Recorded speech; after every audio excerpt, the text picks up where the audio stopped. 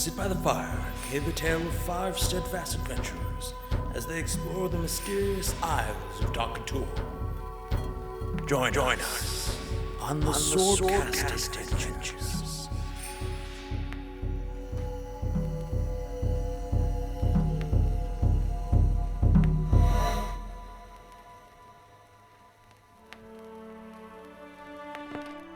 Last time, you pushed through and made it to my glade. I once was drawn to you, now you were all drawn to me. Sadly, your small companion who brought me to you is no longer here.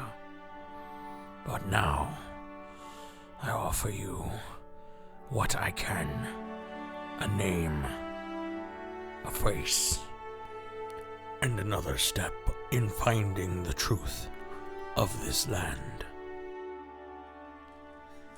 So, the night continues. Amelia, you find yourself brought to your knees from a vision brought about by this magical creature. Elduin stands over you. Elduin stands over you and looks down. I hope that was helpful. It seemed to have brought forth a lot. Yes, it was a good start. I've been looking for something like that for a long time, since I've gotten here. I believe that your sight will be clearing as you move forward, though now it is cloudy to you. I felt that whatever you saw wished it to be so. They've shown me what they've wanted me to see. They said I'll know more when the time is right. Deities or beings of that sort have a tendency to withhold what is necessary.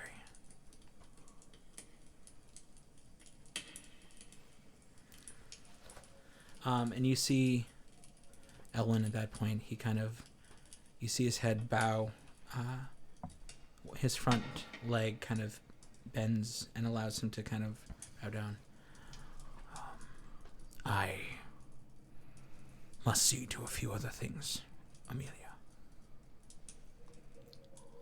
As he bows down, Amelia's gonna reach up with a hand and kind of stroke the side of his face and bring his head against hers for a second, and she's just gonna say, I understand. Thank you for everything. As you pull it closer, just the slight bit of fur hair upon the unicorn's face is softer than any bedding or cloth you've ever felt. As you press his long nose and jaw to your face, as you kind of touch heads, you also feel this warmth and this connection just for a moment. And as you release, he backs up, and you see him kind of turn and walk off out of sight, leaving you to the night. At that point, Amelia takes a moment to herself and kind of Whoops. collects herself in her thoughts and dries her face and puts her mask back on and walks back out to the fire. Sounds good. She'll take her spot next to Rain. Okay.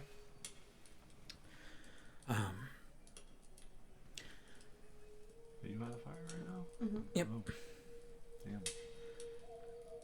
Ghrimtuk, you're still on the top of the ruins. Mm-hmm. As you were...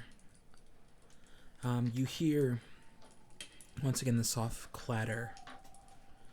Probably maybe 15, 20 minutes after Amelia has left and gone to the fire, you hear a soft clatter of the hooves of Elduin start to move up the side as you saw him do before. And as you're just... Because you're just laying there, correct? Yeah, I'm sitting down. Okay. Just sort of looking up at the moon.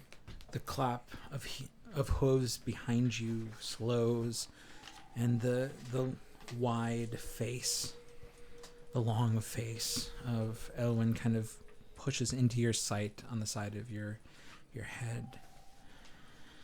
And he seems to be holding this very hard curved leaf, and it seems to house a bit of liquid.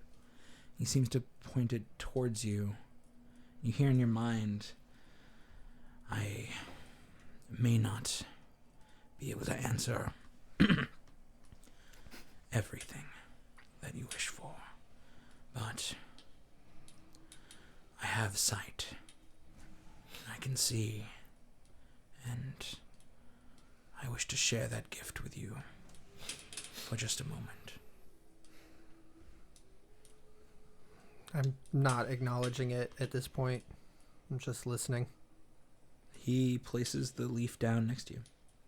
It seems to be filled with what looks to be almost a blue liquid. I look down at it, look back at the unicorn.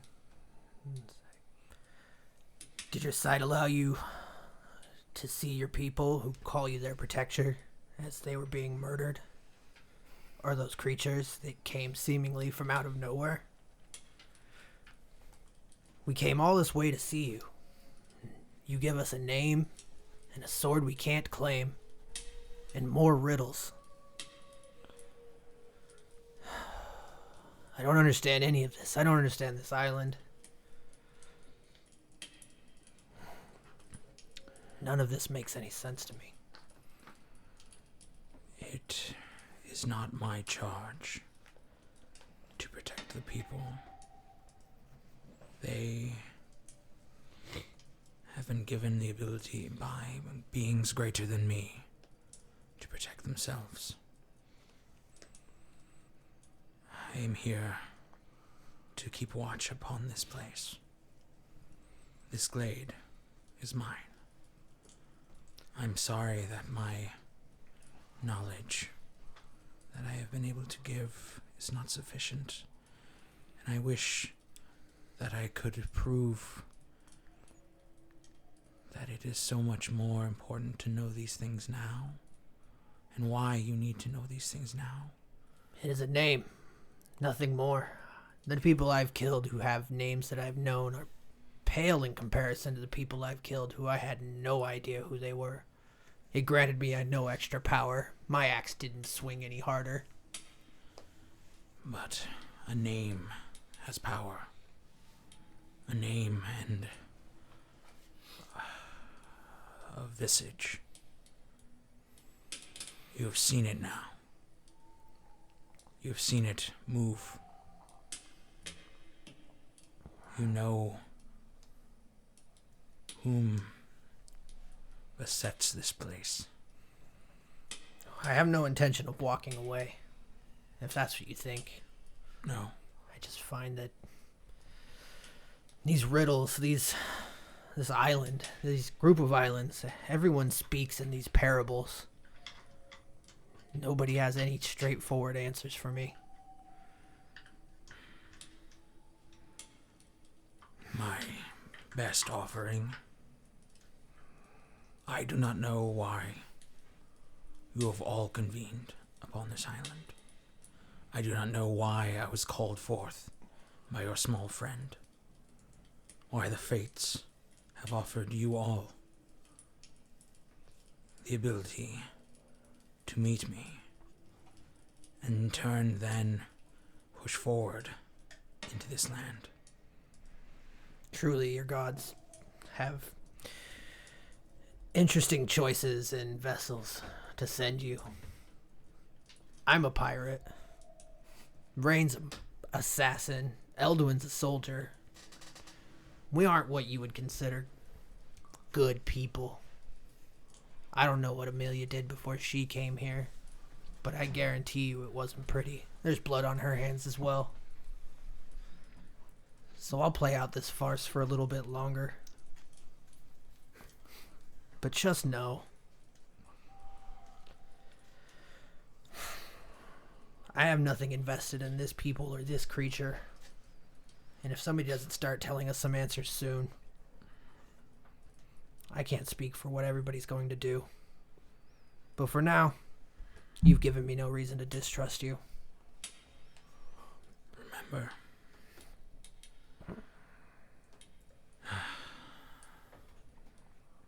it is the whispers upon the wind that guide you, and it is Timber who you strive for, who you search for. She has been fighting a fight far beyond just this island. Well, then we will seek her out as well. And I grab the leaf and drink deep of whatever it is that he gave me. As you do, your vision is instantly blurred. Your mind is just pulled far away. And then you see something very familiar. You see a gathering of people, all dressed in furs and just weapons drawn, ready to fight. This is your people. This is the Shatterchain tribe. You've seen them stand ready before. You've stood with them before. And in front, Grimvar, your father, great axe in hand, held high. You can't hear him, but he seems to be giving somewhat of a speech, calling out, and response seems to be a cheer across the land, across the people. But then ahead of them, just out of focus, just out of your sight, you see a very familiar group charging. The colors, the shapes, though not in focus, you know the Crimson Tear very well. And as they seem to charge forward, making it closer and closer, just before they come into focus, your father leads a charge ahead. And just before the clash, you're ripped back and put once again sitting atop this ruin, sitting next to Elwyn. And he sees you kind of jerk back as your mind sits back into your body, and he goes, "Your father fights well." Just breathing, like heartbeat just jackhammering in my chest. I should be there. But there are reasons why you're here. The reasons I'm here is that I can't be there, or my people will die. And I will be the cause of that death. Then find a way to return to them under your stipulations. Mayhaps whatever this is, whatever path you follow now, will lead you to that. Well, it was in the words that my father was shouting to my people. It is the same thing that I'm tasked to do here. He says to them, "Through strength of will, I bear witness to the horror, raise my fists high and lay it asunder." Those are the first words of the Shatterchain tribe, and those are why I'm here. Those are why I can't leave yet. Then let yourself, through strength of will, continue forward. You'll find much ahead of you. For this much, I thank you. And I get up and just walk off. Yeah.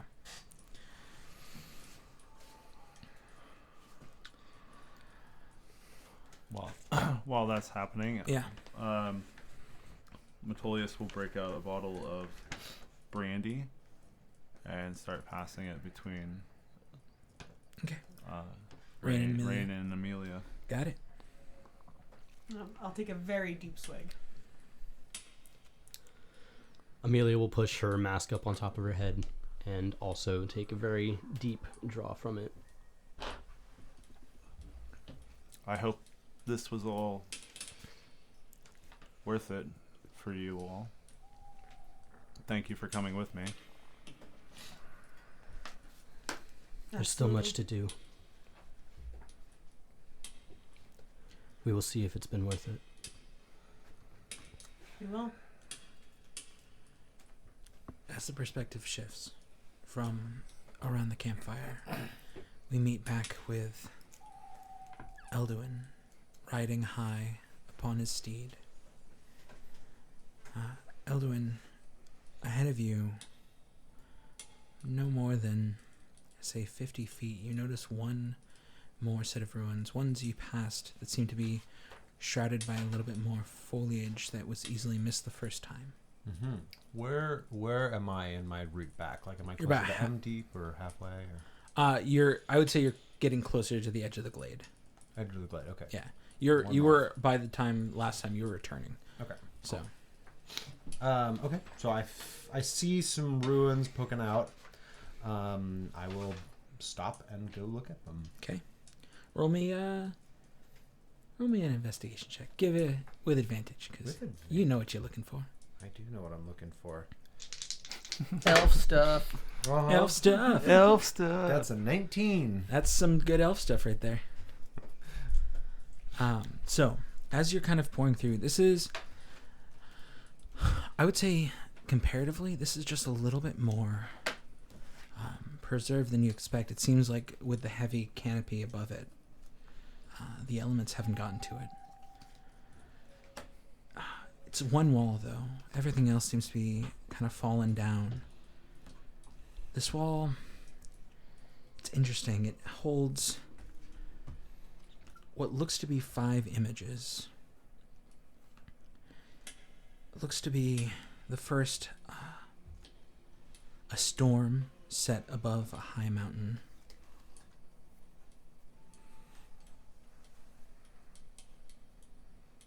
Followed by what almost seems to be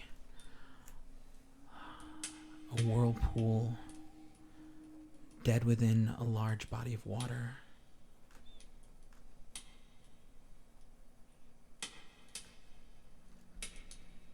Inside the whirlpool, you see this odd, almost angular shape, like one crafted. Very small, but there.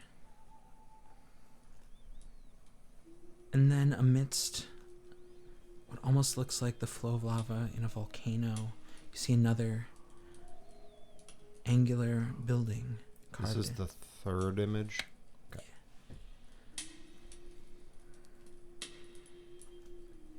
Almost like a shrine cut into a volcano. Inside of a pool of lava or a flow of lava. Around. Like, you see the flow of lava of the volcano around it. Okay.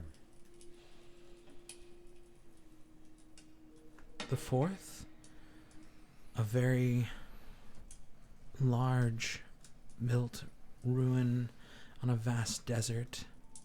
You now see very detailed a door that seems to have no other entry, no portal, just what looks to be an archway for a door, but a flat surface that is carved there.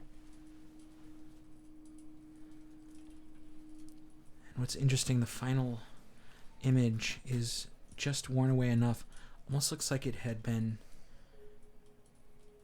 intentionally worn away.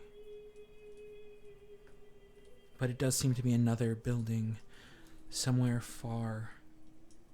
Could be mountains, could be forests. It's hard to tell from how old and worn this image is. But then you kind of step back for a moment. And you notice that the way this is all set, You happen to have the Dakator map, don't you? I sure do.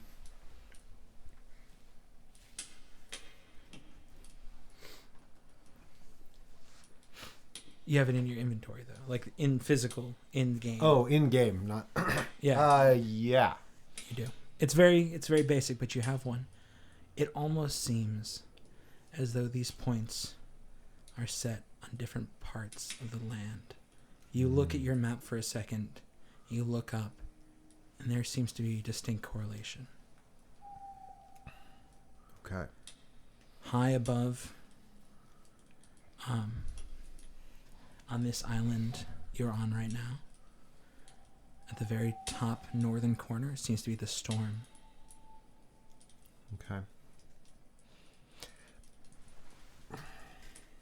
Here, I'll let you write it down first. So on Centaur, at the top northern corner, there seems to be the storm.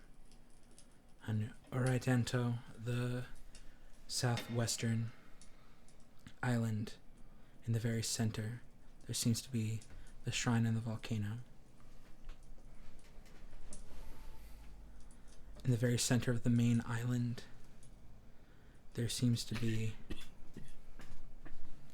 the desert, or the large shrine in the desert. In between the three seems to be the whirlpool with the shrine at the bottom of it. In between, huh? Mm-hmm.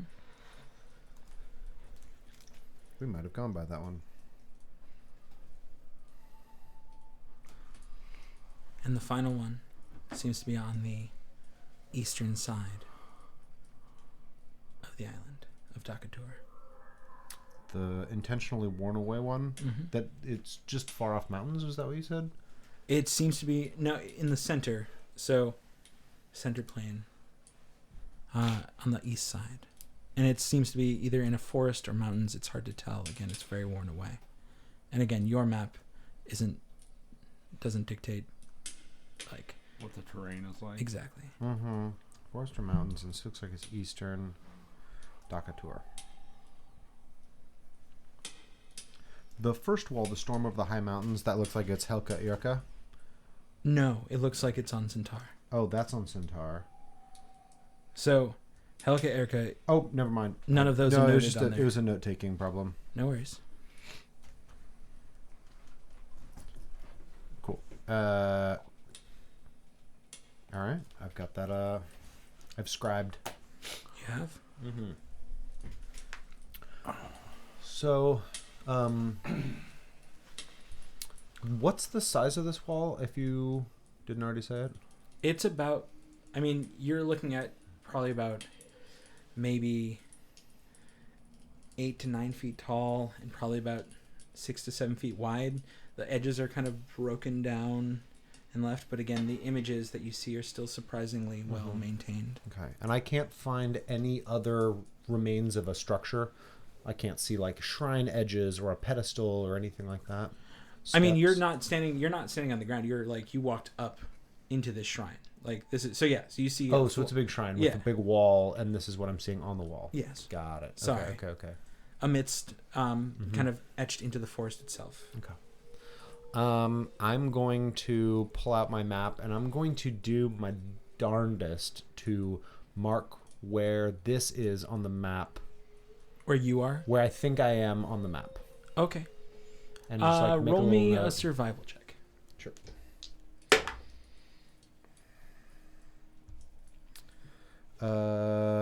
21. You have a decent idea about it.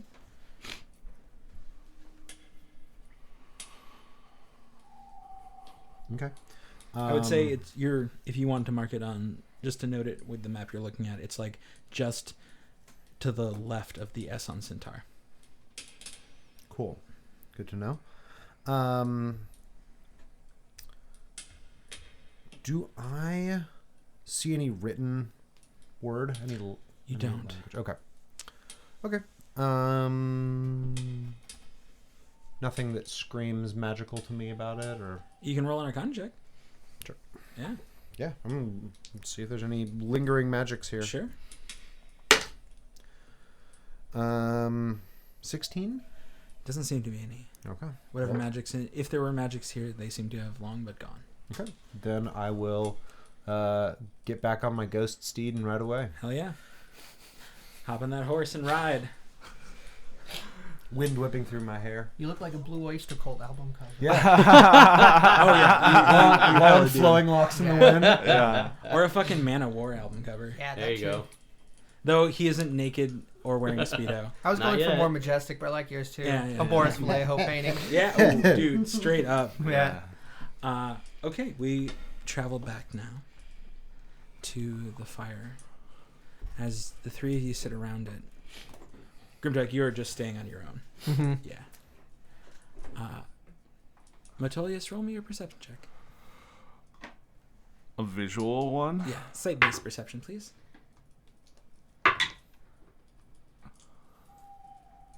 Oh, that's good. 18. At the edge of your vision, just out of sight of Amelia and Rain, you see Elwyn kind of make motion for you to kind of follow. I do. Excuse me. I will be back in sometime. And I just like get up from the fire and walk into. Is it into just the woods? Yeah. Okay. Don't mind me. Hey, I man. don't take So- anything. Yeah, I just don't take anything with me. I just go. Okay.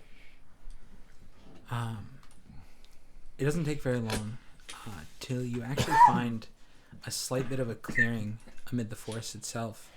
And as the moonlight kind of pours in, the glow of Elwyn is very obvious. He stands there as a stark contrast to the dark forest around him. And he goes, he looks at you, and in your mind you hear,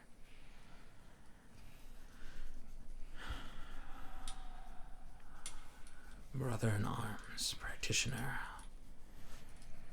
of the code of nature, I wished to speak with you. I have words and a gift for you. I reply in Sylvan. Yes, brother. I also wish to speak. What word do you have for me? He kind of stops for a second and goes, please. You first. I wish to know what you have to ask of me. You are a guest in my glen. I wish to know more about the Twilight Sword.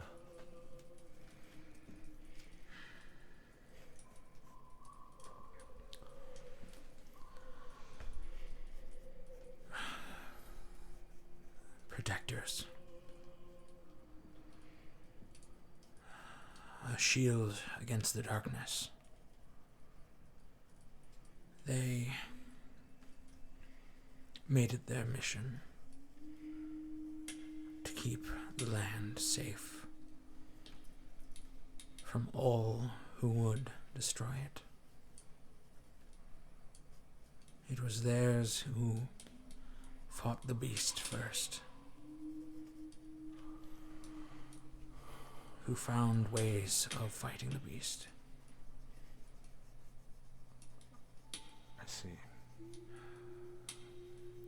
The swords are part They are, of you. they were a large part at one point. I fear that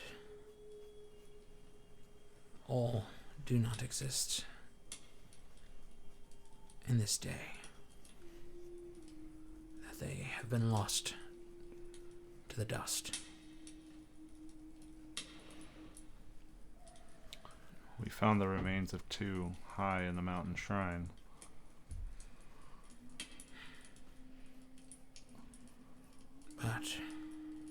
and a third when we found the gem known as Father's right, left, wait, no, yeah, right eye.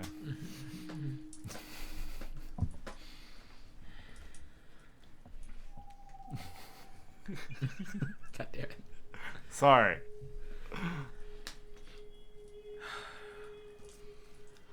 I believe you would have found a way into their ranks if you were born within their age. The light that they fought with sits within you. I am a light in the darkness. I will honor life and the forest till my dying breath.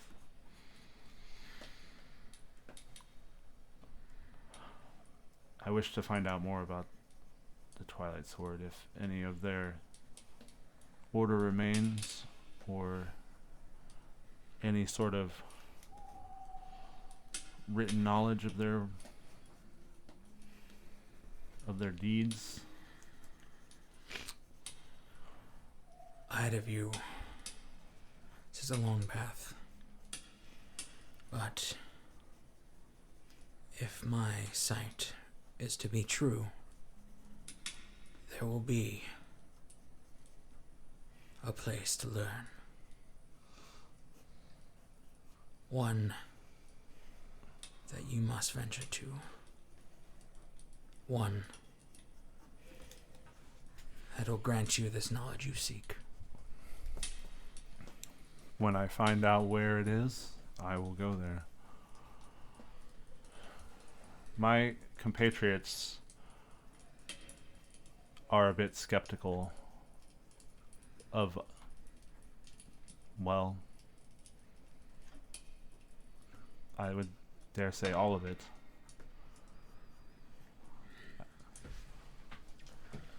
I wish I had something to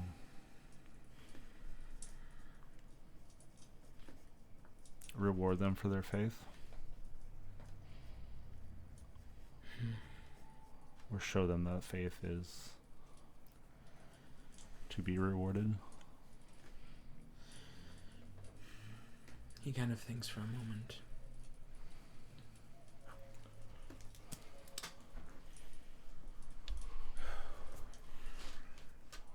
Within my power, I do not believe I have the means of changing their mindset, of proving the validity of what I say. I wouldn't wish you to do that, even if you could. But I feel as though those who you will meet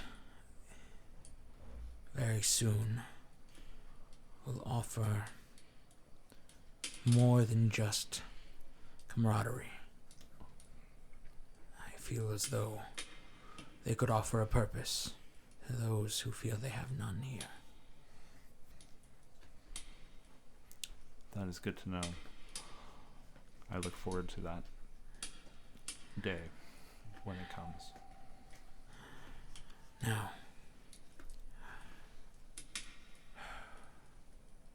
Sword and Shield of Maliki, I ask you to bow. Kneel before me. I comply. He follows you down as you kind of kneel in front of him. And you see the moon catch upon his horn. And he raises it up and it glows. It kind of catches the moonlight and then holds it. As he does, he kind of bends down. And he seems to almost go in very quickly for what looks to be like stabbing you in the chest. But stops short. And you feel his horn touch upon your breastplate. And you see this glow come over it. Remind me the design on it. On the breastplate? Mm-hmm. I think it was just. Was it If I'm not mistaken, it was. a dagged unicorn on it? Yes. You see around that unicorn upon your chest a line grow in gold and bright light. You see it grow and circle and finally envelop. And once he pulls away his horn, you notice that the unicorn itself now glows this kind of brilliant, shining gold. And you feel something come over you. You feel empowered. And he looks at you, lifts his head, and in the back of your mind you hear the words, I offer no power for violence, though I protect this land here. But I offer you the power to heal and protect. It effectively gave you +1 to your focus, to your magics. Oh, okay. Awesome. +1 saving throw too. Yeah. And to healing. To healing. Okay. Yeah. Awesome. And he goes, with this, you will protect these and others.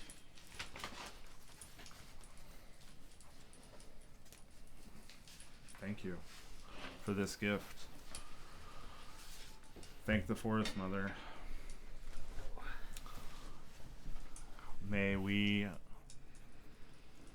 be successful in our endeavors to prevent the spread of the darkness. May our light shine through all darkness ahead of us. Agreed. And then he turns and, with a quick bow of the head, walks off into the forest, leaving you there now, your breastplate glowing in the moonlight. Well, I look down at it and I just look up into at the moon and I say a silent prayer. And I return to the fire. Okay. Did it enchant my breastplate or did it enchant me? Do I have a boon or some? It enchanted your breastplate. Okay. Got it. Thank you. Thank you. Yeah, I return to the fire with a golden, glowing unicorn on my chest. More shining now once you get Or out. shining. Okay. You've been branded. Yeah. He was already unicorn branded. Yeah. It's kind of on brand. It's Yeah. on brand. God damn it. I was hoping somebody would make that joke. I would say about this point, though, as Metolius returns with his glowing gold breastplate, Elduin, are you riding across? Do you have to swim back across? I don't assume that the ghost horse can't jump the water. No, it can't. Certainly can't jump. Can it ride across the I water? don't think it can fly. I would assume not. So yeah, I did ask earlier as to whether or not I could ride like a spectral dolphin like across the waves, and that was shot down. Spectral dolphin. Yeah. Yeah. So again, you make it to the other side of the. You can't jump the lake, but it can jump the shark. You make it to the other side. Yeah. Okay. So I'll swim. Yeah. So I'll okay with that. dismount at the best looking spot. I'll swim to the other side. Clean myself off with some prestidigitation. Yeah. And then I'll make my way back to camp. Okay, and at this point, I'd say you all find yourself around a campfire. Sans Ghrimtuk. Sans Ghrimtuk. I open another bottle of brandy as soon as the first one is done. Okay. I assume that everyone is still drinking. Yep. I will offer Elduin brandy as he approaches. Thank you. Thank you. I appreciate this. It has. I've been traveled far in a short time. Your hair is just stuck. Yeah. Uh huh. Mm-hmm. have you now? What did you find? Well, I did go and see the ruins that I'd been meaning to look at. There were several of them. Some of the ruins nearest Elm Deep showed these armies, very large armies, clashing. There were horsemen, perhaps. There were some, I think, elves, which makes sense. They were elven ruins, but the enemy was hard to make out. Some brutish foe, perhaps orcs. Another one seemed to depict wyverns. Have you heard of wyverns before? Oh, yes. Oh, okay, great, yes. Well, anyways, those fearsome creatures were depicted. Did also seem elvish. And then on my way back, I did run across this well-preserved shrine that depicted what seems to have been a large, very large, like perhaps 8 feet tall or so, map of this island. I recognized it only when looking at it as a whole, that it seemed to match the map that I carry with me of Dakatur, and it showed various blown up sections where you could see fine details of the geography there. There were what seemed to have been shrines. They were small, and I could not make out much, but they seem to be spread across these isles, and I don't know what to make of them. Shrines, you say? Yes, I'm fairly certain. They were small, angular, and placed in very conspicuous locations. One was in the middle of a lava flow. I'm curious, these people who constructed that. Or, yes, curious. Very curious. Well, did you find one on this island? There is one on this island, yes, and I'll sort of point to where I think it is. Mm-hmm. North section. The one that was on the north was just a storm over a high mountain, though, right? That one didn't look like a shrine, or did it? It did not. It did not look like a shrine. But if you look upon the actual map, you'll see a set of mountains that definitely correlate to the mountains you would have seen the storm over. Okay. I will relay that information, that this one did not have a shrine, but there was an image of these storms over mountains. Was this something that during the light I could see those mountains in the distance, or are they too far away? They're quite far away. Okay. Are these the ones that have the body of water in between them? Or are we talking about Helka Irka? No, we're talking about there's the Fork River and then the mountains at the northern part of Centaur. Okay. Cool. Yeah.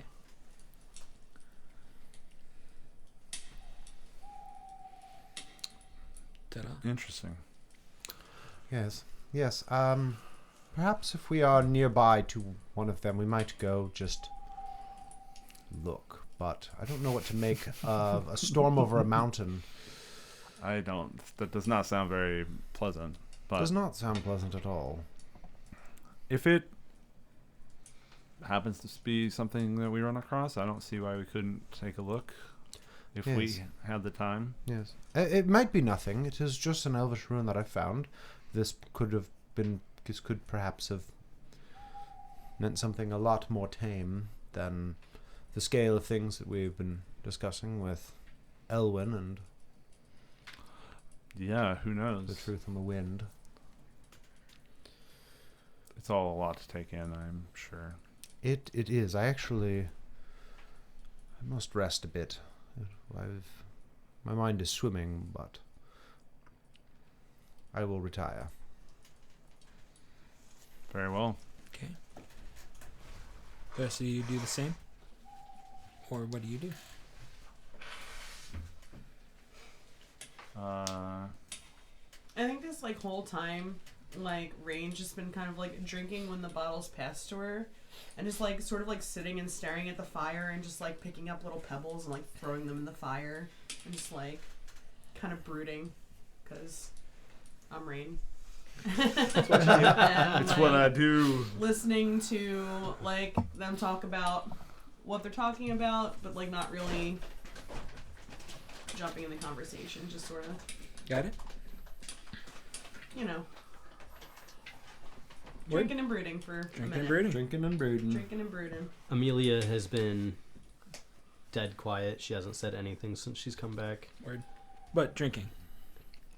She has been drinking, but even when the bottles pass to her, she doesn't take her eyes off the fire. Okay. Wonderful conversationalist you have, Metolius. She seems very distracted. Yeah. I would say Ghrimtuk probably comes back near the later end of the night. Okay. Probably around the time that the bottle's getting to its close. Sure. Second bottle. Second bottle. Before that happens, Metolius would turn to Rain and say, "You've been awfully quiet." I'm just tired.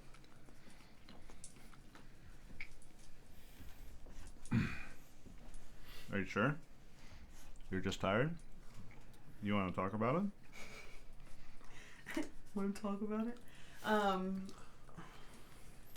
mean, She just makes fun of you.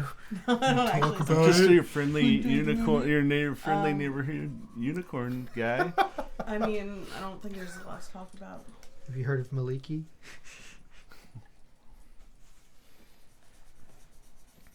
There's not a lot to talk about.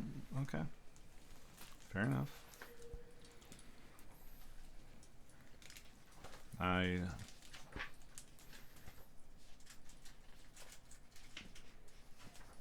Never mind. I'll just let you be. Before I stick my foot in my mouth. I was gonna say, you're not only are you the party paladin, you're also the party counselor. But If you change your mind, I'm sure it seems all a bit ridiculous. a little. Yeah. I appreciate that, but I'm good. I'm good.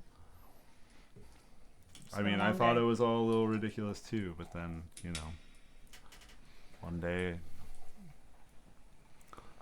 one day your father is getting ripped apart by trolls and a unicorn rides out of nowhere and whisks you away, and things that seem absurd suddenly are not.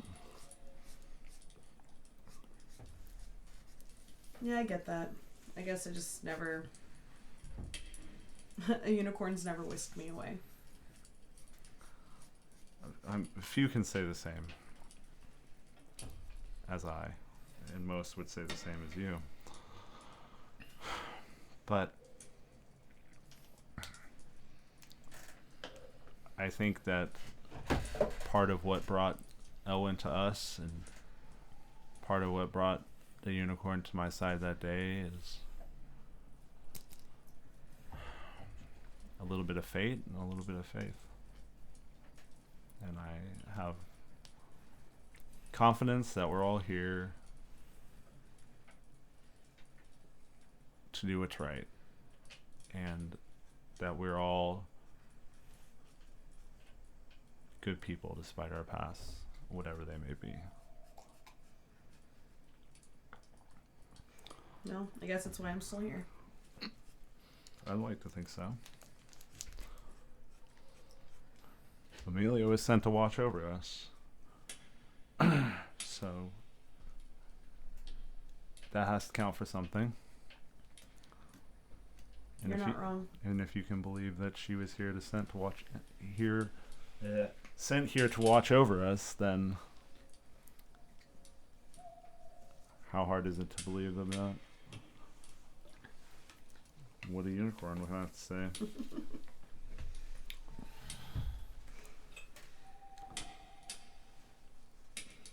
Yeah, thanks. Yeah, I appreciate that. you're welcome. Have a drink. I take- Last drink's on you. I take one more big swig. and drain the bottle because it's almost empty.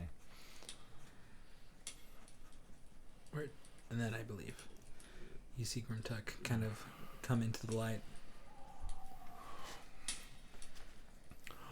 Well, should I open another, or is everyone feeling Ghrimtuk just waves it off.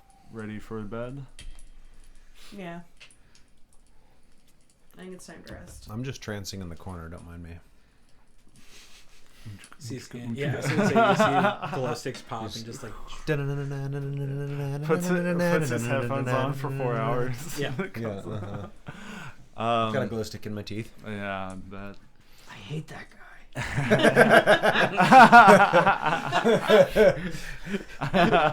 Can't tell if that was Ghrimtuk or Eli. I think both. Both. Solid both. Metolius would probably exit the fire and go somewhere comfortable that was close. No, I think he would actually pull his bedroll into the tomb, Okay. into that area where the moonlight is. Mhm. Like, I think he would sleep in there. Okay. Yeah, Word.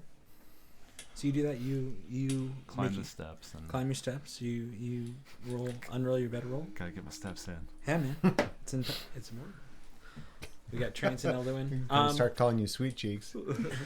As you are all kind of getting ready for rest, do any of you feel like watches are necessary? Nah. No, I actually don't think I do. No. Okay. By the power of the unicorn, we are protected. Boggle, steal all your things in the night. Red caps. We're all protected. Well, Slippery buggles. as the night kind of begins to close out, as everyone begins to make their way to whatever rest they have, Amelia, Elduin, neither of you actually need to seemingly sleep. So you do your thing. Amelia, did you want to do anything in this? As everybody gets up and goes to their own places, Amelia just stays at her spot by the fire. Okay. Just Do you doesn't break eye contact with it. do Yeah, you Ghrimtuk just passes out by the fire. Just on the ground. keep it going? Do you put more wood in or anything? Or would you just let it burn down? I would let it get pretty small, but I would keep it alive just in case we decide to use it for Okay. breakfast in the morning or something. And Rain? Oh, I just eventually, like, by the fire, go to sleep. Okay. Word. Pull out a bedroll. Ghrimtuk, right before you pass out, you can't tell if you were already dreaming or not, but you swear you hear just a small voice coming from somewhere, but it fades off too quickly and you don't really hear dominate, Damsey, demise. You can't really tell what it said. It's some D word. It seemed to whisper very close to you, but it's now silent. You kind of fall into sleep from it. Pass right out. Wait, he heard the word dominate, maybe, and then fell asleep? He heard he couldn't actually put a finger on what he heard. Okay. You heard a word that started with D. Okay, but it was maybe dominate, I mean, and then he fell asleep. Just checking. I just wanted to... Okay, cool. yep, that's what I Yes. heard. All right, That's what great. I heard the dungeon master say. Red rum. Sleep I mean, well. he Hey, says it some in people his count dream. sheep. Trance on. It's like a fire festival over here. We already had. It's already Not again. passed. As the morning comes and the sun now shines above you, you all feel well rested as need be to all those who actually go to sleep. Amelia, you find yourself still sitting next to the fire. The chill of the morning is there. You never popped your tiny hut, did you? So you feel a little bit more cold than usual, as the slight chill of the air around you is there. But again, this area weirdly stays warmer than you found in any other. Doesn't take long as the sun peaks above the tree line. You all begin to stir, rain, Ghrimtuk. You find yourself waking, the breath hung in the air as the chill of the morning is there. It takes a few more moments, though, and the sun kind of breaks through the portal above you, Metolius, and also finds you awake, too. It is the next day. The fire by this point is low, but there. And you hear the clopping of hooves on the ground as Elduin makes his way out of the forest and sets around you all. He goes, though I, once again, in the backs of your minds, I foresee that your travels will take you north. Stay for as long as you are needed, or you need. But I will say that it was very nice to finally meet you all outside of combat. I do not understand fully why I was brought in front of you, but as I am just a conduit, I believe that threads of fate have connected us, and I am pleased to have met you all, and hope that I will meet you all again. I'll reply in Sylvan and say, likewise, fair creature. Thank you for your hospitality and letting us use your glade as a place of respite. Of course. Thank you for all that you have shared with us. I hope that your journey reveals more than I could. I hope that you will all find the answers you so feverishly search for.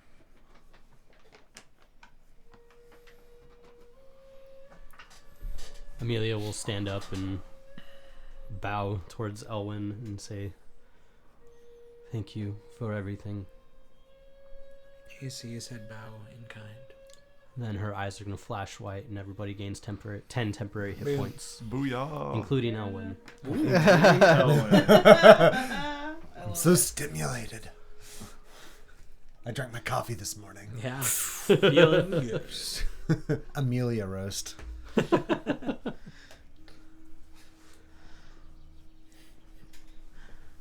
Yeah. But he kind of stays with you all until you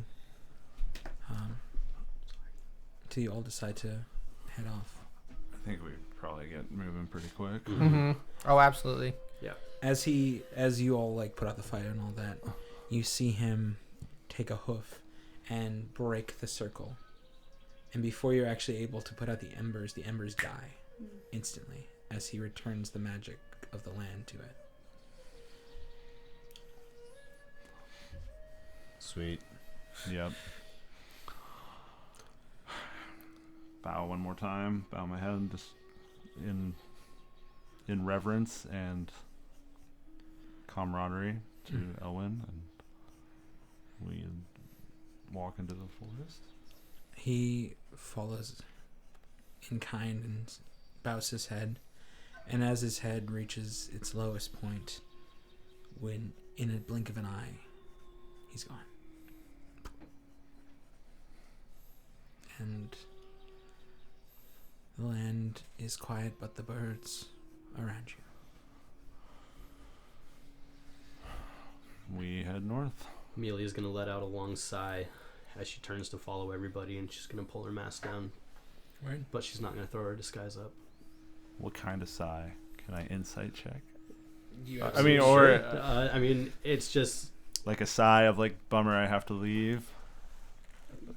like a sigh of like she's got a lot on her mind. Okay, that works.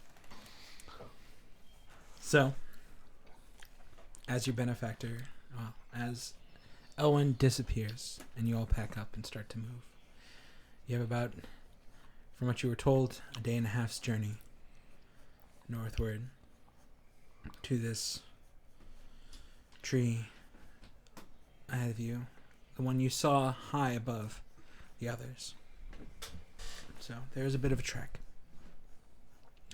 But as you move through the forest once again, you find this odd feeling of warmth, of protection, eyes upon you, but not ones that make you concerned, as though Elwyn has kept eyes as you continue through his glade. Midday comes and goes. The sun high in the sky. You take moments to rest and eat some amount of a lunch, as now you notice you're just about outside of the glade, back into the timber deep. You pack up once again and continue forward. As you're moving ahead, a few hours later, what's everyone's passive perception? I actually have it here, sorry. Let's see, 14. My God, people, 14 are almost all around. It's 15. 15 for me. Wait, you get it's 10 plus your wisdom modifier. And your proficiency doesn't go into it? No, it Yeah, does. your If you're proficiency. proficient, it goes into it. Yeah. I meant to say your wisdom roll. Whatever your Or perception skill perception is, modifier, it's yeah. 10 plus your perception skill. Okay. Got it. You It's all, not like, yeah, never mind. I guess except for... No, even Rain. Who You used... sure? You got a 10, correct? Yeah, 10. It's average. Oblivious. That's fair. Average, thank you. That's the word for it. You all catch something out of the corner of your eye. That's what everyone wants to be in a room full of heroes. Deep within the forest, about maybe Damn. 100... Fine. Shady here in the forest. I was just trying to throw shade on her wisdom. That's all. It's funny. She can still knife anybody in the room in our sleep. Yeah, probably. Stick to your strengths. That's all. Stick to your Don't quit your day job. Which is murder. which Let's- is literally murder. Yeah, let's make sure it's known. Is murder. For money. For money. So, about 100, 150 feet off to the northwestern side, deep within the forest, you catch something out of the corner of your eye. You see about 5 forms moving through the forest. Not towards you, not exactly away from you either, just kind of moving across the woods in a very light and airy motion. As you get closer, just a little bit, enough to notice that they all seem humanoid. They all seem to have, like, furs, things like that. But every one of them has a very odd-shaped face. Until a few more feet, and you notice they all wear masks. Each one a different animal. A stag, a wolf, a bear, some form of cat, maybe a panther, or a leopard. And they all seem to be moving in a very rhythmic way through the forest itself, dancing almost to a tune you don't hear.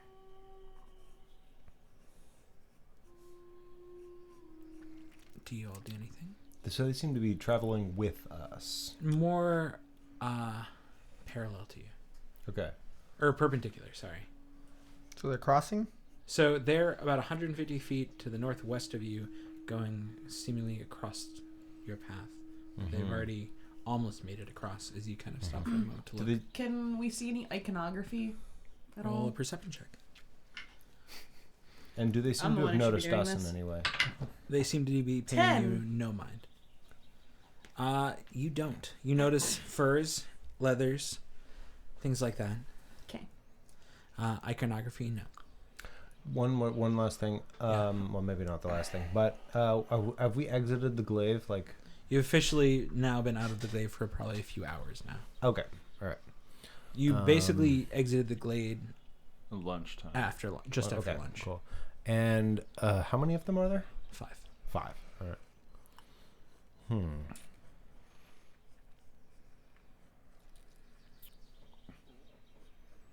I think we should just let them pass. Mm-hmm.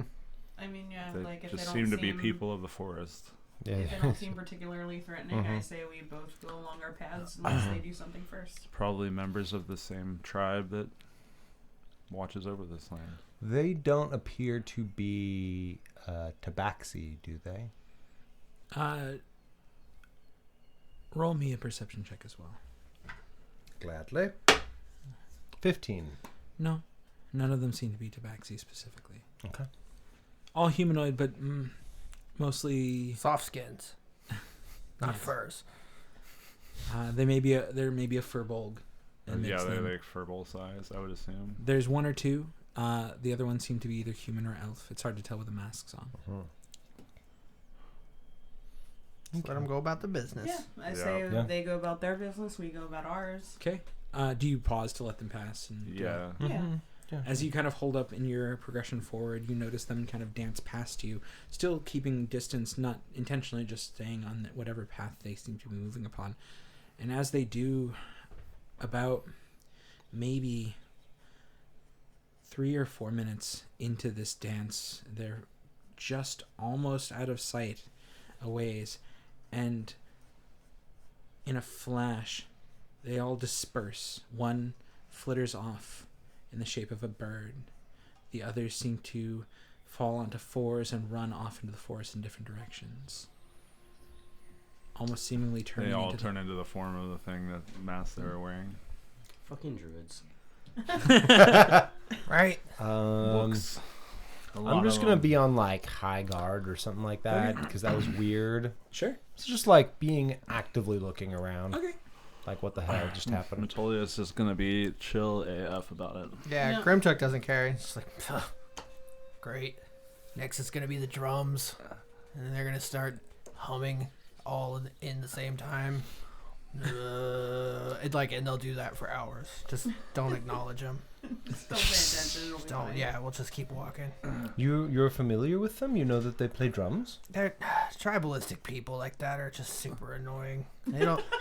They're not like my tribe of people. Like, you know, Not warriors. You Tribalism. know, but like we train. Tribe with them. is not annoying. Like, we don't do The that other stuff. tribes? Yeah. They suck. Annoying. Yeah, But they my suck. tribe is the best tribe. Like, we trade with them, but they're like, oh, we don't kill animals, but wow, those furs look really comfortable to sleep on. And then, like, they're always trying to get you to hang out, but like, I don't want to hang out with them.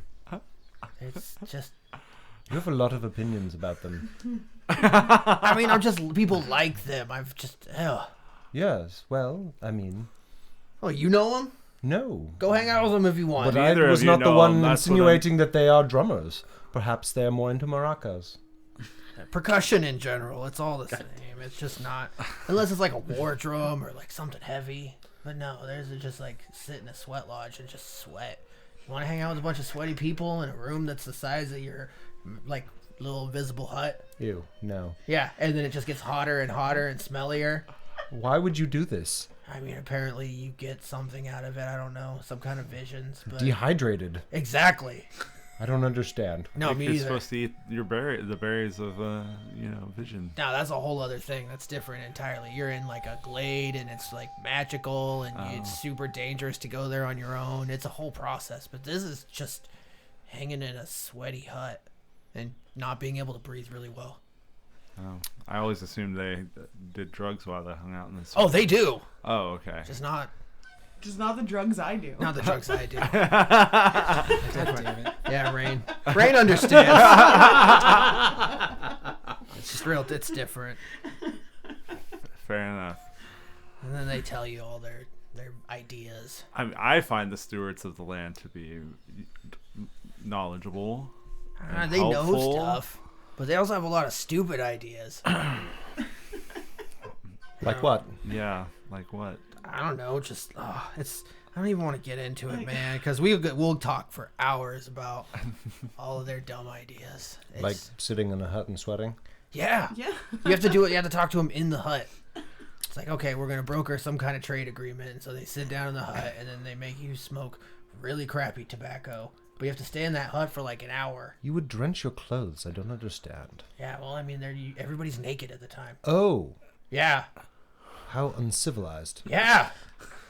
See? I imagine it's just the same people that we left in like Elm Deep. No, those guys were nice, and they live in huts, and they seem like I'm they sure it's bathe like pretty the same- regularly. Same people. Who knows? I'm not into it. Whatever. I mean, All right. Oh my god. Well, I'm glad we got that cleared up in case we run into them. I swear. They probably heard If I you see a anyway the whole time since if they're I see animals. a strange hut in the woods, I now know what it means. It means you're gonna get head lice. I'm sorry, what?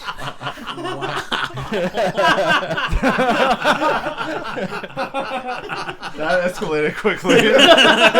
Let's just hang out in the hut. That's what happens. Yeah.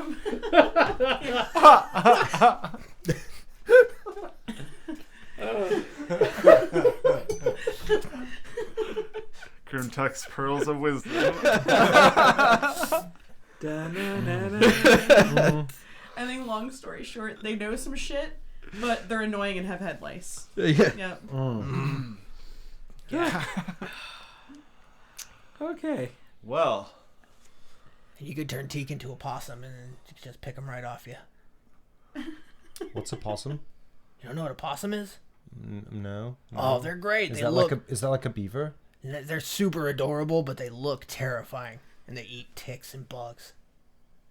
Sounds like your kind of pet. No, they're super weak. Their only defense is to scream and look scary and then pass out. That's funny. Yeah, they're pretty. We'll see. the swamp rats. Yeah, they're great. Oh man. Okay.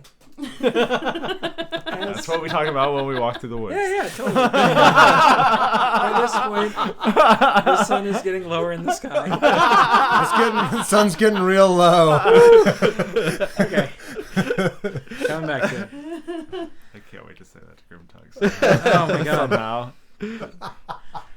At this point, the sun is getting low in the sky. What you do notice is that ahead of you, you see the forest kind of clear out just a little bit, enough where you can see through it.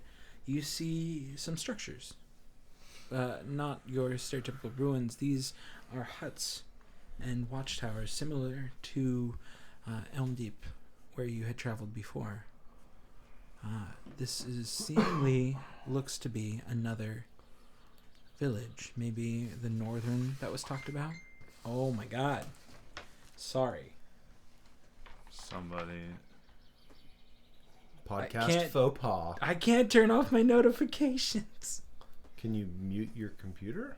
No, it's playing. No, Oh. it's on the audio, yeah. Sorry. Hopefully that stops. Okay, anyways. It's probably do not disturb mode. Anyways. Hindsight.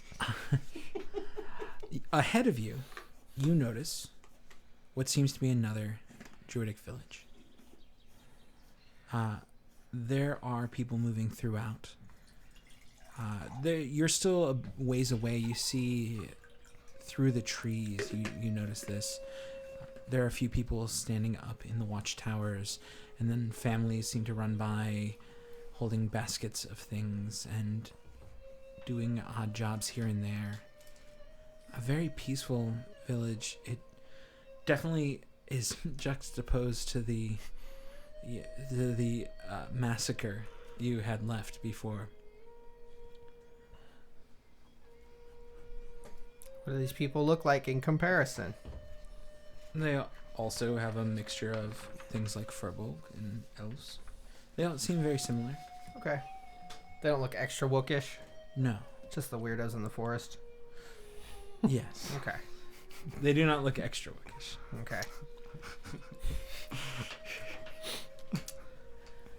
But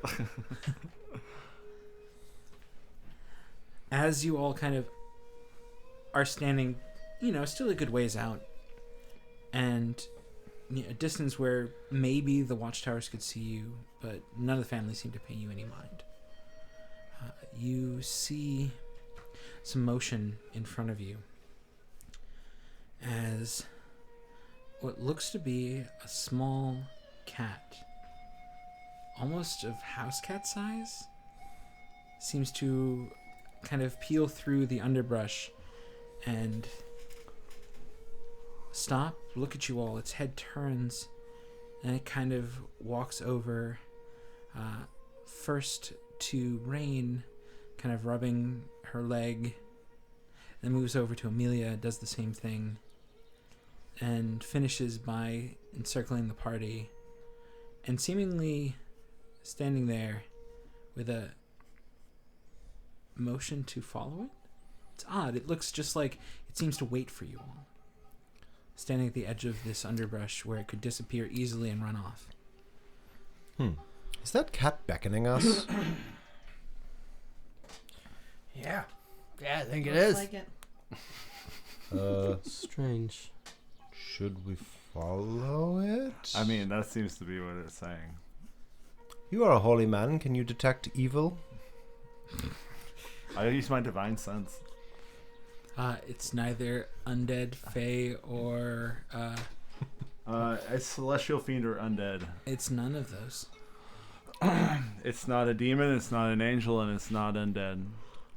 Well, You see the cat bound into the underbrush, and then a moment later bound back in sight, with wide eyes that kind of catch the light. That redness that glows in animals' eyes kind of flashes for a moment, but there's an intelligence behind it. I Yes. mean, Someone I who... kinda want to know what it wants. So Right. you would say, was Faye one of the things you can tell? Faye was not one of No. those. One of the things? As someone... Um, Sorry, go ahead. I'm just gonna say, can you understand me in Sylvan? You see its head kind of tilt to the side, almost as recognition of hearing, but may not be recognition of understanding. Okay. As someone who grew up around druid folk, would I...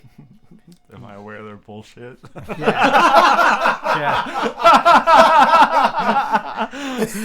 Not all druids, just wook druids. I mean, I don't want lice, guys. Are you saying this out loud? Wait, we have to make this a point. Are you saying this out loud? After the whole conversation, yes. Yeah, I don't think these are the same type. They don't have, just one dreadlock on their head. Just one single. Yeah, one. that's a whole different group of people. You would smell them before you saw them. That's fair. Yeah. But does that still hold true while they are transformed? That's a really good question. I don't You just know. you're all kind of turned into each other while you're talking about this. As someone who grew up, back to my original question, as someone who grew up around druid folk, would I have any inclination that this person is using druidic powers? Well, I was gonna say, as you all have this conversation, anyone looking forward and not paying attention to the group notices the form of the cat shift and grow and kind of peel into a humanoid form as this female furbulk stands in front of you and goes, "Excuse me, we do not have pet lice. Aha! You are a druid! I heard good things, but I'm mildly offended now. Amelia face palms and shakes her head. God. Jeez, Rain. Amazing. That was really rude of you. This is peak D&D. Pardon us, we did not know with whom we were speaking. I apologize. It's an inside joke. I'm sorry. I generally don't find myself getting outside humor very often, so I just don't think I'm going to understand it. My compatriots just made some brash, broad strokes judgments about people who live in the area. Out of game, way to throw your friend under the bus. In game. I didn't say about people who live in the area. I said specifically about those people. But these people seem They live like in the great. area, though. Does know this that. Furbolg have dreads? No. Okay. Oh my god. Braids, but not dreads. That's good. Tasteful. You see, as she finishes coming out of this small animal form, she seems to hold a hand out, and as she does, from the ground grows this tall staff, and she plucks it like a flower and holds it there as she stands. This is a very familiar shape, one that you've seen before. The shape of the staff, you mean? Yes. Not her. You have not. You have not seen her before. Hey, your shape looks familiar. Whoa. And never forget a silhouette. Why is that so creepy? Why? Because it is. It is. Yeah, there's I layers think to it that. implies a level of stalking, I think that's why. Wow. Okay. Ooh, that one rolled over me real hard. Yeah. I'm trying Matt's dying. to unpack that one, and I don't quite know how. Okay. Wow. Wow. I never forget a silhouette. There was a little bit of a Sylvester Stallone in that voice, too. Yeah. Oh, man. That's the most mouth breather shit. I didn't mean it seriously for my character, but Oh, I know. I'm taking that for another character. Got it. For sure. Somebody That else. goes in my back pocket. Yeah. Yeah. Mark that one off. Oh, Save it for later. Oh, man. okay. All right. I Um. can breathe. So, Okay. you do notice that as she plucks this staff from the ground, it has a very familiar shape to the one that Dorfir had. And she looks at you all and goes, you know, I don't know what I was expecting, but word travels fast, and I don't think I was expecting you all, but I'm here to welcome you. You find yourself right now in Pine Deep, and I figured, and she holds her hand out behind her, and as she swishes her fingers over the foliage, like sitting behind her towards the buildings and all that, towards the village, you see flowers grow in this beautiful crimson like line, almost like a red carpet. That is beautiful. Thought I'd offer you a way in to, as the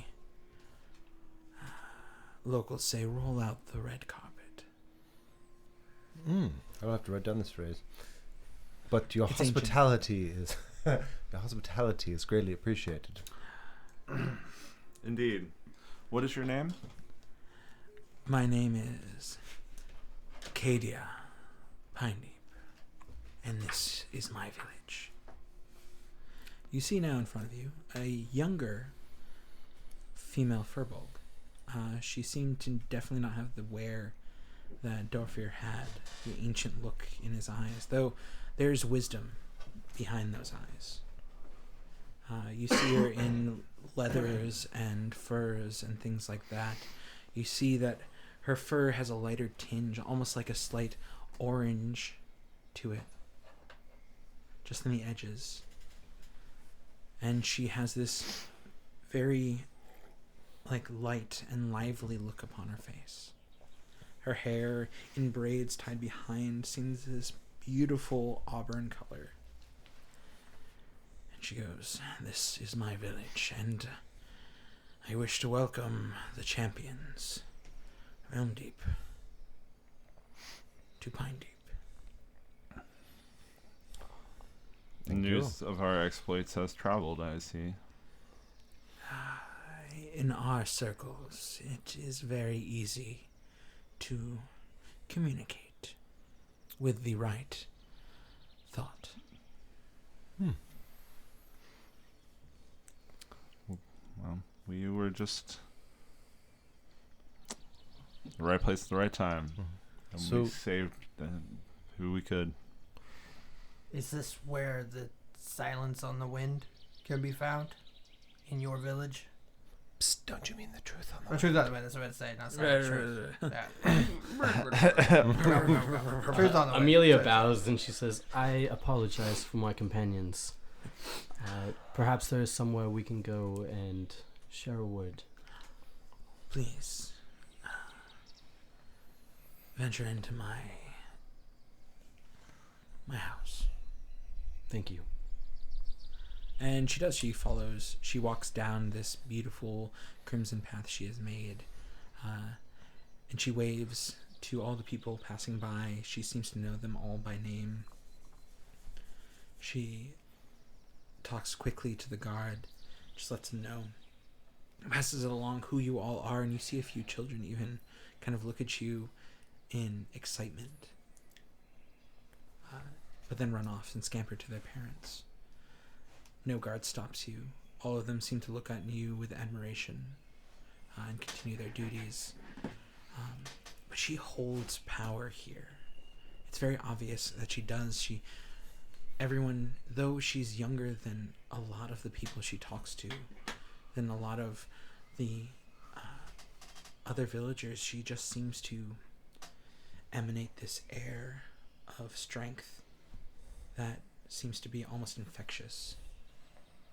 And as she does, she kind of strolls through the land, strolls across the roads and into her home.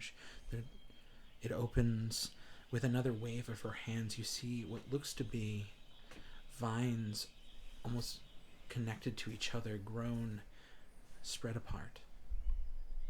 As she pulls this curtain open. And you see, once again, this large building, a pit for fire in the center, the smoke rising to the hole above, large logs holding steady, keeping the edges in this beautiful round shape, pillows lined throughout, and once again a very familiar sight of 4 other members of somewhat of a council sits at the very back end, waiting for the return of the Archdruid.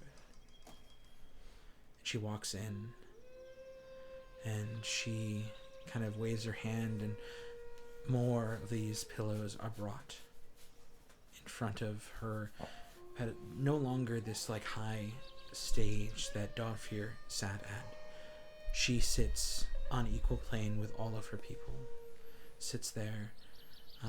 They bring this large amount of pillows and things to sit upon, ready for you, and she takes her place in the very center of these other 4, the head of this council, and then motions down. "Please, take a seat. I will have drink and food brought. If my timing is correct, you have traveled quite a ways, and I wish to offer at least somewhat of respite, if need be." It was a hard day's hike. What shall we call you? Are you Master Cadia or You may call me Cadia. Cadia? Okay. I do not find heirs and things like that to be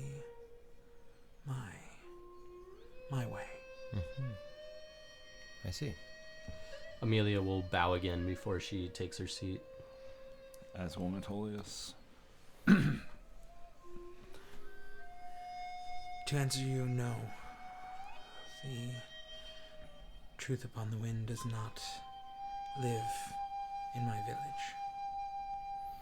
But you are closer now to where they reside. We are but a moment and a bit of rest before your final ascent, if that is where you wish to be. That is where we wish to be. Do you have any way of speeding us there? Hate to seem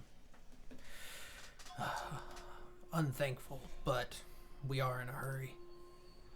It is late, and they are protected. There's no magical means by which you can travel there. How far is it by foot? Half days from here. What time of day is it? It's just about nightfall.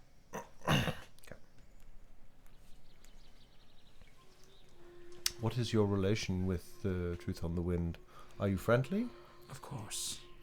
Do you trade? Is there economy? We trade as much as we can. They enjoy our wares as much as we enjoy the luxuries they provide when they can.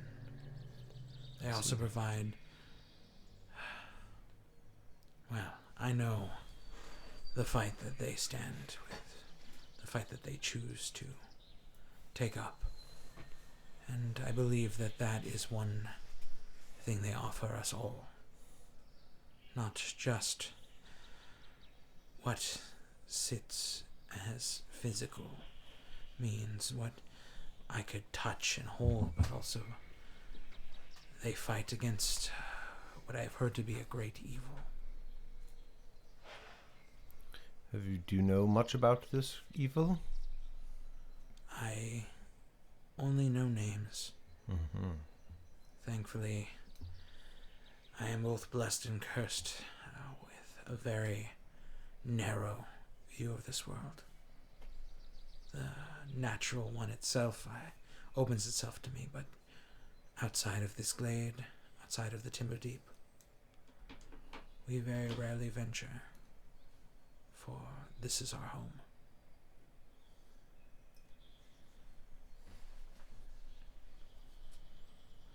But I will absolutely offer you a place to stay and point you in the direction you need be to find your way there as quickly as possible, if that pleases you. It's fine with me. Your hospitality is appreciated. Unless someone has any other ideas. Unless we have some way of getting there sooner, I have none. I don't think it would be wise to push through the night. I'd agree. Did we get any...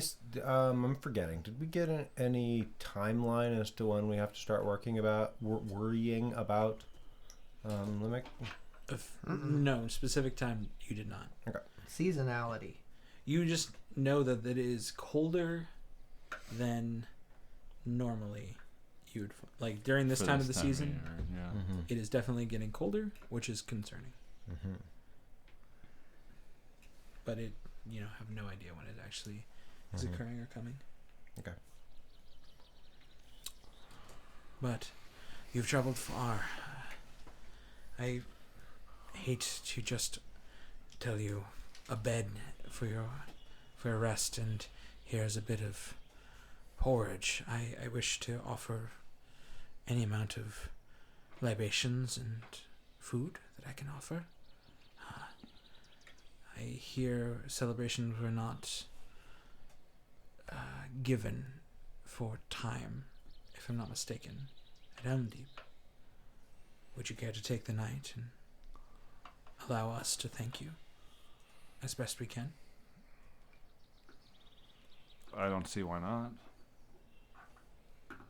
For our brothers down in the south, I wish to offer, and she kind of takes this moment and kind of claps her hands, and a few people kind of come out of the sides, and you see them bring in trays of food and other like bottles, seemingly corked bottles of some kind of maybe wine or other forms of drink. You see them bring in these large trays of what seem to be haunch and meat, as well as a lot of mushrooms. Seem to be piled high with this beautifully steaming, like, wide caps of mushrooms. And she goes, "Please, indulge yourself. Sit with me and allow me to hear stories of what you have seen. I find it very interesting to know where outsiders and what they have done, where they are from, what they have done. We get very few. And it's nice to hear a story that does not include the small happenings of the deer down the way."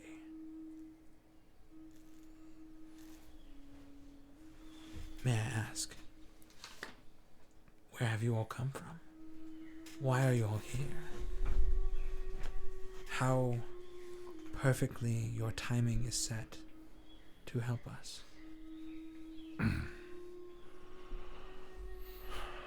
Amelia gets kind of awkward and quiet at that point. So does Rain. Yeah. So does Rain.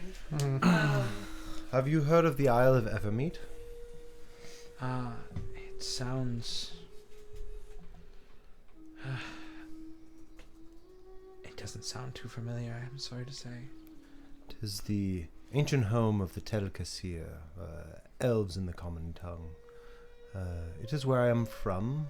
I am an emissary, sent to explore the world and to learn the comings and goings.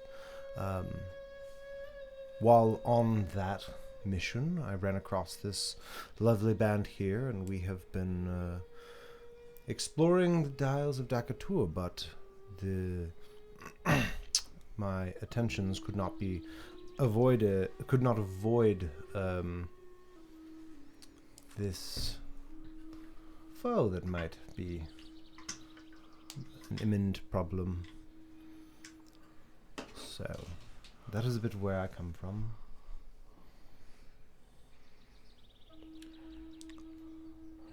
I understand that to have someone just request information, especially someone who you may not be comfortable with yet, can be a little off-putting. I apologize.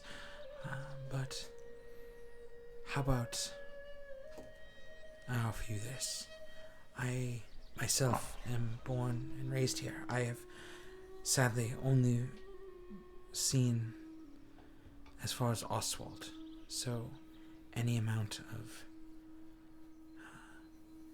enjoyment and adventure outside interests me greatly. So I apologize for being such a... I would be scolded in certain situations for my station denotes I need not act as such, though my excitement and enjoyment of those things kind of break me out of that mold I am so put in. Well, I come from the high forest on the coast of Faerun, and I was directed to come here after finding ancient texts referring to an organization of elves that used to be located here long ago. And I was sent by Gwayron Windstrom, my patron deity, and I was sent across the ocean to find out more. I'm on a quest Well, to bring the light of Maliki to the darkness and banish it. well, hopefully, this is one step towards your quest, your purpose. I believe it is. Well, and she kind of sets out 5 glasses, 6 including the one she has in her hand, for you, and fills it with this very thick, almost purple liquid. It's a lot thicker than wine, but it sets in the glass quite well. She says, please, if you would all, I would love to share a toast with you. A thanks for our brethren to the south, and a hope that you would all find yourself well after this and find what you were looking for. And she holds up her glass. I raise my glass. As does Amelia. As does Metolius. Raises it, Yeah. but Ghrimtuk doesn't drink of it. He just raises it in solidarity. You all take a sip. It's sweet. It has a very interesting, almost earthy flavor to it. She says it's a local brew. It comes from some of the more effective fungus we find in the forest. Effective how? It just makes for a potent drink if you brew it just right. I see. Should I expect psychedelics? No, we don't generally brew that. Certainly not in a wine. I appreciate that you would not give it that without warning. Oh, absolutely not. A lot of our Get more toast. a lot of our more involved how do I say it? A lot more things we indulge in that sense definitely are things we request your ability and your consent in. For things you'll see upon it may change you to your core, and I do not wish to impart that on a person who is not ready. I appreciate that. Are you asking, though, that would you like some? We shall see. The night is young. The night is young. Picked up a fucking taste for it. It's that one time he lost his boot. Yeah, That's it, man. And put all of my gear in a locker, and then no. Losing his boot was a metaphor. He just has to track it down. Yeah. Figure out what it means. Yeah, a little Yeah. personal It's like quest. chasing that dragon, but Yeah. losing that boot. Who's in the boot? Oh man. She kind of looks at you all and takes a very long pull on hers. She kind of calls out as more people kind of join into this large feast, and you see a line of people who come and stop next to all of you and thank you one after another.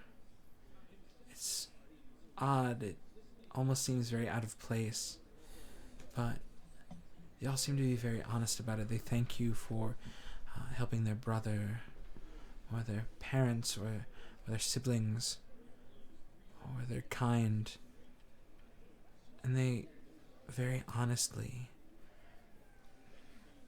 probably about 20 or 30 people in turn over the course of maybe an hour or so have all come and thanked you all as best they can individually.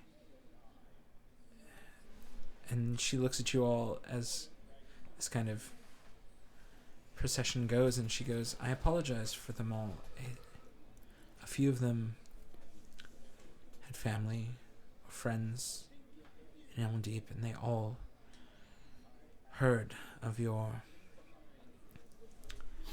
assistance, and they wish to offer thanks as best they can. We don't have much in the way of money or reward, but our thanks is what we can give. And it is received. You're very welcome. This food is delicious, and thank you for honoring us with it. Yes, thank you. This goes on for a while. You see her imbibing quite a lot. You see a redness kind of peek on her cheeks as she smiles at you all. She regales you with tales of the giant wolves that had descended, that were thrown back by our people, and a few others of different, like, almost folklore that she gives. But as the night kind of turns and lends to just about time when you see people leaving and going to their homes to go to sleep, she stops one of her stories and goes, "Okay, I'd like to offer you all a place to stay. Feel free to make a bed here. It is warm and safe, and you can stay in my abode. But I think I have come to this point, and I must make haste to bed. I believe the wine has gotten to me."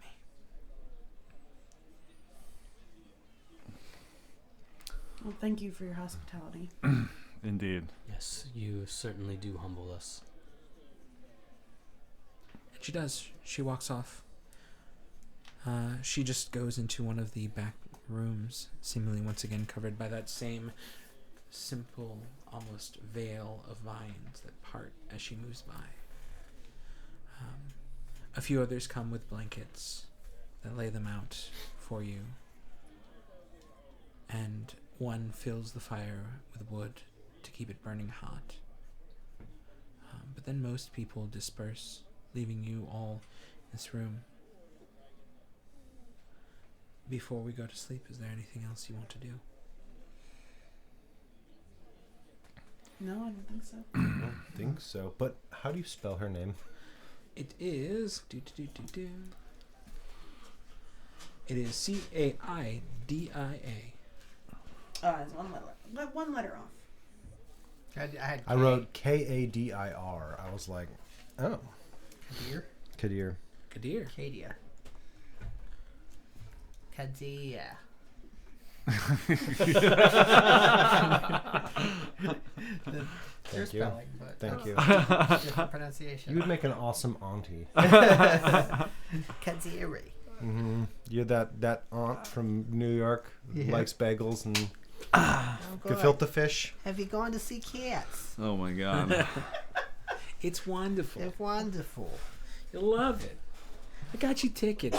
You're gonna kvetch. You're gonna fetch. It's amazing. As night progresses, and um, do you all do anything before you go to bed? As we move to the next day. No. No. No. A few bottles are left around if you wish to indulge. Sure. I would partake for a while, but Mm-hmm. Yeah, Ghrimtuk. nothing in particular. I'll like study one of the mushrooms on the Does table. Ghrimtuk not have been drinking the entire time? Mm-mm. Why are you not drinking? Just kind of anxious to get going. Okay. That's all. I just never seen you not drink.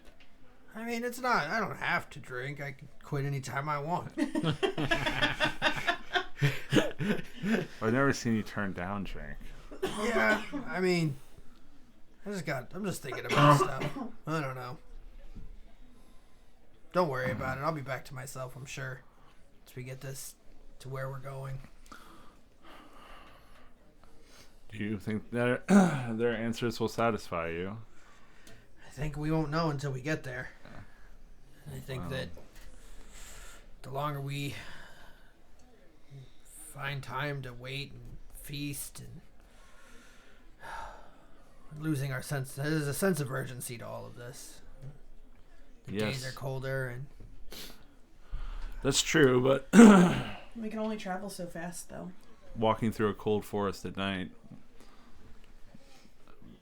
doesn't do us any good. I'm not advocating for it. I'm just saying. There's no reason to not enjoy the downtime.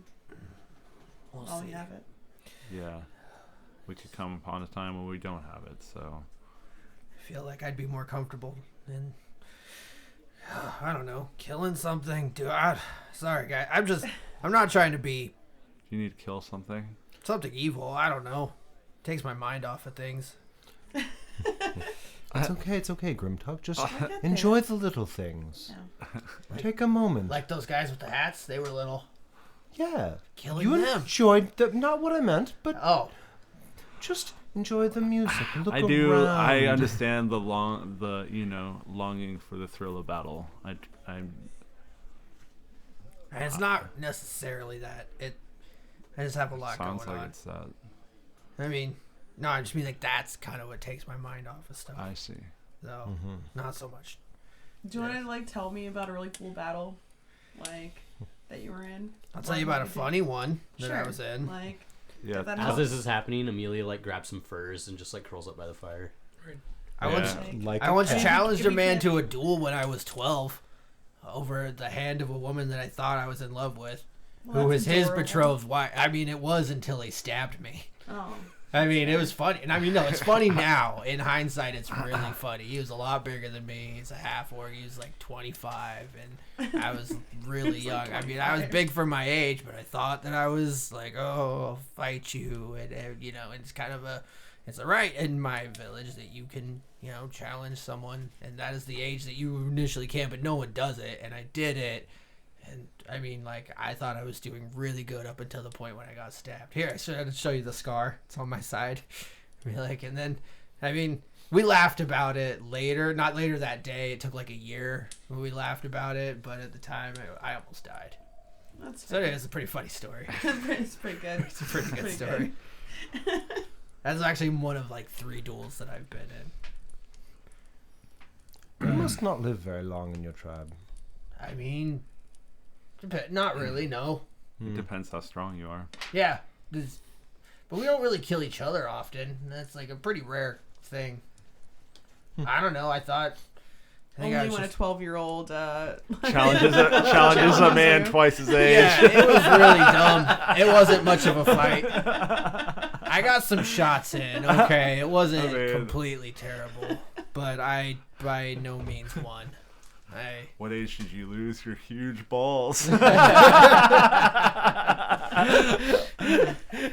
don't know. I guess I found them when I was 12. Yeah, clearly. I just picked up a pair. They were lying on the ground. Yeah. I don't know. I started feeling ways about things, and well, one thing led to another.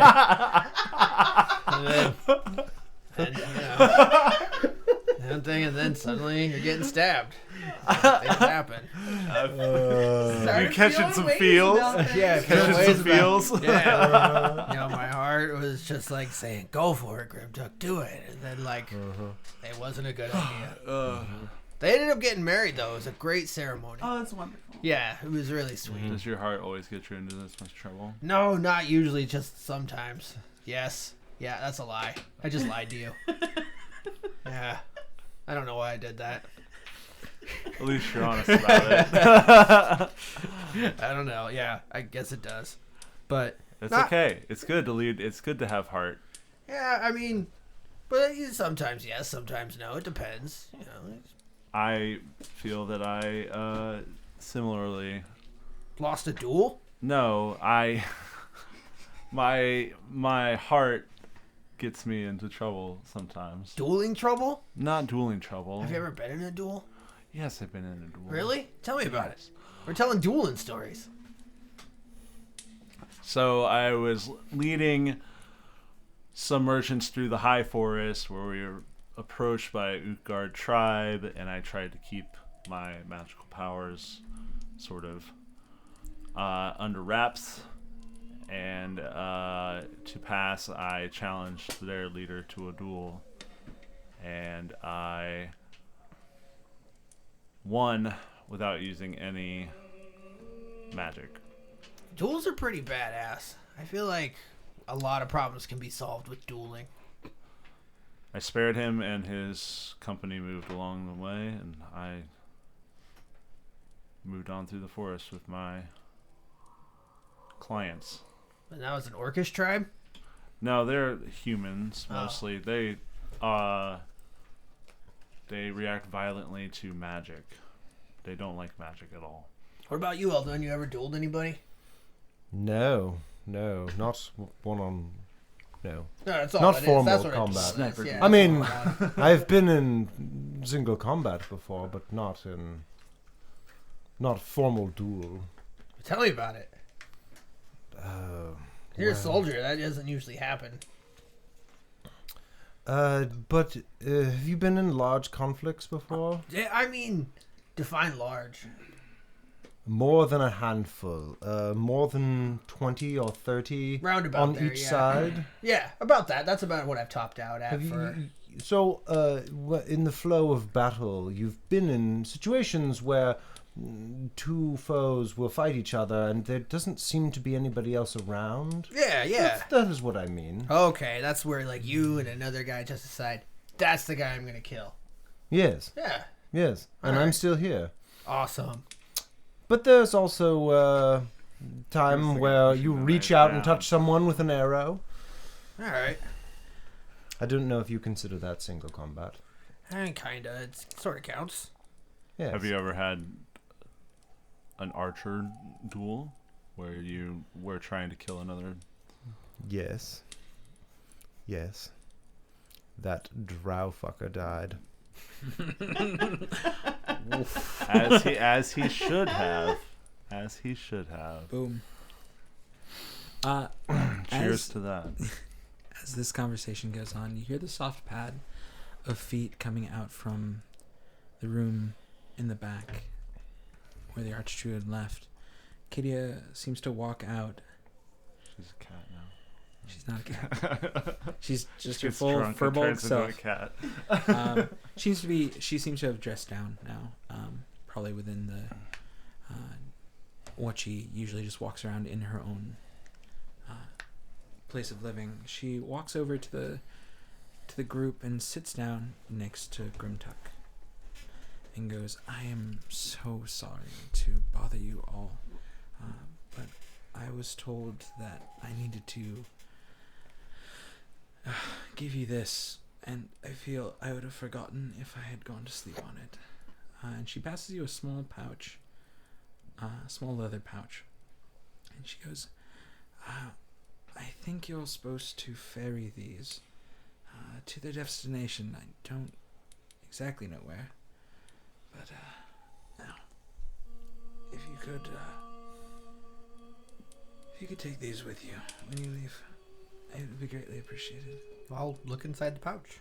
The pouch is filled with an assortment of small dried mushrooms. And what are these for? They allow you a bit of sight. Yeah, I got some of these. Only they're berries. These ones are special. Yeah, I know. That's what I'm saying. And she kind of stops as you're kind of like responding, and she looks you straight in the eyes and goes, "The bear told me that you'd be able to keep these safe and know where they need to go." Oh, you talk to the bear spirit too? And about a moment later, she seems to just like, you see just like just a haze go over her eyes, and she seems to just like fall back and just start to lightly snore. Huh. All right, yeah, I've been there. Just put a blanket over her. I think on Are that we note, drug dealers now? Yeah. Is that like what's happening? Yeah, dog. as the Okay. group becomes drug dealers, As the What are you, a cop? what are you, a fucking narc? I'm going to say I'm just used to taking the drugs, not dealing them. What kind of cop are you? Assassin cop. I don't think you understand how On police business PBS. works. Assassin cop. I think we're gonna call it for this time, Seems reasonable. and we'll see you all on the next episode Of Assassin Cops. Hey all, Chris here. If you could do all the podcast things, that would be amazing. Like liking, commenting, subscribing to us, giving us a 5-star review on iTunes. It really helps visibility and really helps out the podcast. If you like what you see and would like to see more, check out our Waterdeep Dragon Heist game. Every other Wednesday, Dix jumps in the DM seat and runs us through the City of Splendors, and we're having a hell of a good time. Starts at 7 p.m. Pacific Standard Time, and can't wait to see you there at twitch.tv/swordcastadventures. If you want to help support us and hear even more awesome podcast content, check out our Patreon. For just $5, you get access to the Swordcast Extra Bits. Right now we're playing Tomb of Annihilation, where Matt is sitting in the DM chair, and man, is it a fun romp through Jolt. Find the Patreon page at patreon.com/theswordcast. You can always check out our website at www.swordcastadventures.com, or check out our socials on Instagram, Facebook, and Twitter at /theswordcast. We'd also like to say thank you and welcome to our newest patron, Will Haynes. Thank you so much for supporting the podcast. We really appreciate it. Well, guys, that's it for now. But as always, you'll be hearing from us soon. Bye-bye.